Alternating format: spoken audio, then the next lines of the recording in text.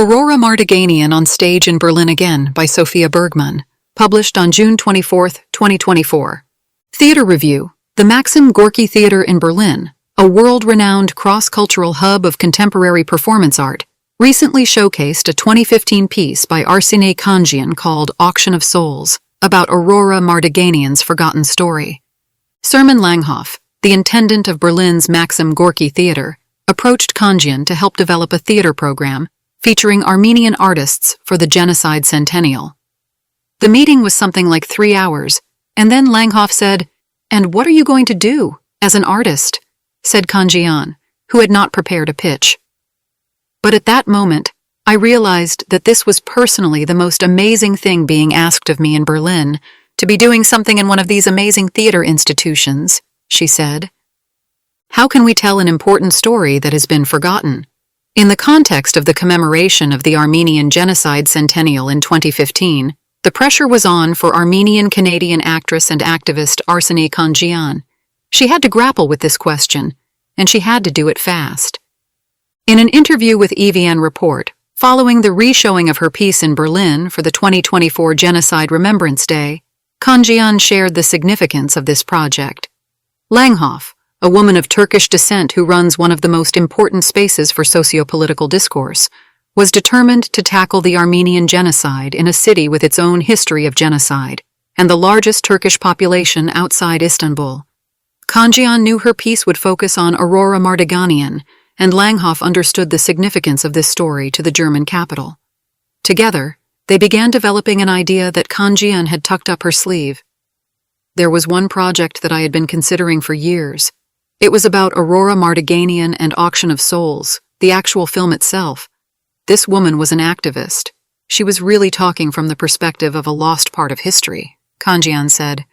Stories speak for themselves, but her story doesn't speak for itself, says Khanjina in the opening scenes and again towards the end of the performance. Stories speak for themselves when they have a context, a background, either explained or understood in our public consciousness. Aurora's story doesn't have that context unless someone provides that context, and this is what I'm trying to do, explained Khanjina. Aurora Mardiganian was a genocide survivor who was kidnapped and sold into the slave markets of Anatolia. She escaped to Tbilisi and eventually made her way to the U.S., where she was approached by screenwriter Harvey Gates to make a film about her experience. Her time in the spotlight was monumental, but also short-lived. She was promised fame, and more importantly for her, the power to make a difference. The film, released in 1919, visually interpreted Aurora's testimony and was arguably the first genocide film in history, and certainly the first told from a woman's perspective. This history was recorded beyond history books or memoirs in a very early project of filmmaking. The protagonist is the very survivor of the atrocities, Khanjina added. Aurora Mardiganian was expected to become a household name who would revolutionize film, genocide, and gender studies. Originally named Ravished Armenia, the film was later renamed to Auction of Souls and released as a shortened version after most of the footage was lost. It was projected to be a hit, a sensation, and very controversial. Whether because of the film's explicit sexual violence or its shocking reenactments of her witnessed atrocities, some cinemas refused to show it, others saw it as a cultural phenomenon. Ultimately, the world saw her and the Armenian cause as a fad, and like all fads, both Aurora and her story were eventually forgotten. The film briefly generated high revenue but ultimately flopped, leaving Aurora with little to show for her labor. In her case, the effort involved reliving traumatic experiences during filming, which led her to suicidal thoughts and declining health. During filming, Aurora suffered injuries, had a panic attack when actors playing Turkish soldiers appeared on set, and one actress died of pneumonia after filming scenes outdoors in the nude.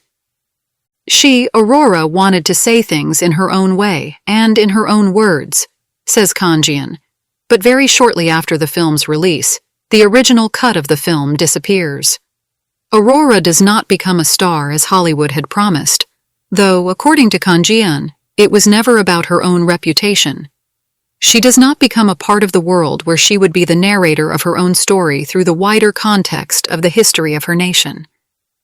And then she was eventually forgotten, even by her own community, her own people, Khanjina explained.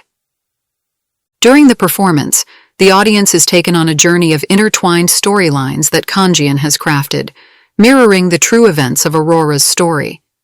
These narratives intricately braid the Armenian genocide, Aurora's escape, her experience reliving her trauma on a film set where she didn't speak English, watching the editor's cuts, the film's ultimate failure, and Aurora's own decline.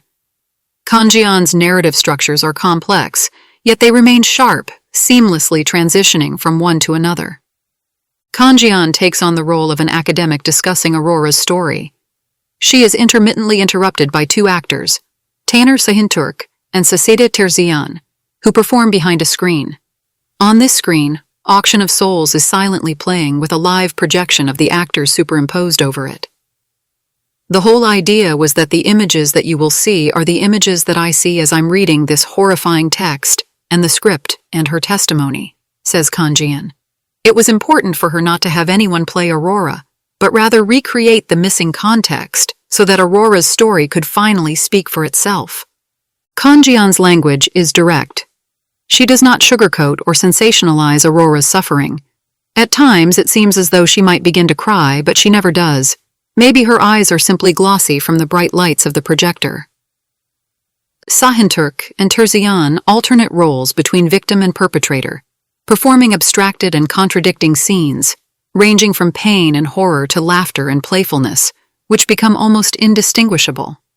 They pivot between symbolic acts, such as smashing pomegranates, a Turkish soldier laughing until he suffocates, and aggressive kissing. Aurora often used the term kissing to describe rape in her interviews.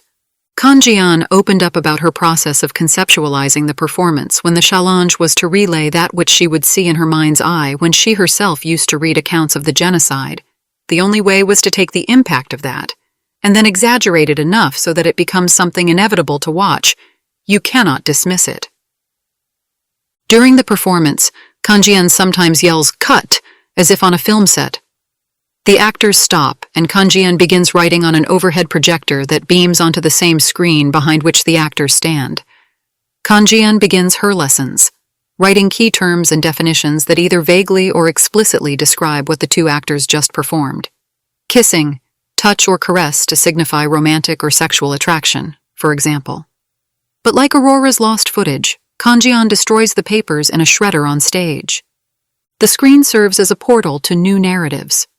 Besides Khanjina's writing and the live projection of the performances behind it, on the same screen, the audience also sees segments from a rare TV interview with Aurora, conducted shortly before her death, and primarily in her native Western Armenian dialect. Khanjina described finding the footage as miraculous, given the challenges she faced while researching Aurora. "There are 2.5 hours of recording," she said, but towards the end, the interviewer says, "Well, thank you very much." And Aurora says, "Well, aren't you going to ask me about Auction of Souls, this movie that I made?" These historians didn't even know who she was. Khanjina was then able to find the missing second part of the interview, thanks to the Zorian Institute in Toronto. Clips from these interviews are intermittently screened throughout the performance and become an integral part of it. Aurora's resilience and survival, her dedication to activism, and her sense of humor in the interviews despite the horrors she describes are inspiring. By the end, Aurora becomes a canonical figure, a newfound icon. Khanjina has done justice to Aurora's legacy, giving her the stage she deserved without exploitation, by filling in the missing gaps in her story left empty for decades, and eventually revealing their lessons. While some elements of the performance are open to interpretation, others, such as Khanjina's monologues or Aurora's interview, are direct, sober, and brutal. I hope that as we continue to unearth the 1915-18 genocide, that we can also somehow parallelly bring the history of Artsakh forth and see what the patterns are, she said. Khanjina's Auction of Souls is more than a modern take on a film.